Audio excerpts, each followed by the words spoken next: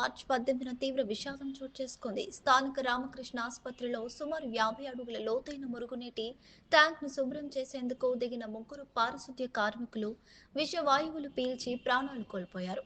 మృతులను అమోల్ మాంజీ, జి సెంధే, పెరో కుమార్ గా పోలీసులు గుర్తించారు. కనీస భద్రతా పరికరాలు అందించకుండానే యాజమాన్యం వారిని ట్యాంకులోకి పంపినట్లు ఆరోపణలు వస్తున్నాయి. ఘటనా స్థలంలో మృతదేహాలతో కుటుంబ సభ్యులు, బంధువులు రోధిస్తున్న దృశ్యాలు వీడియోలో రికార్డ్ అయ్యాయి.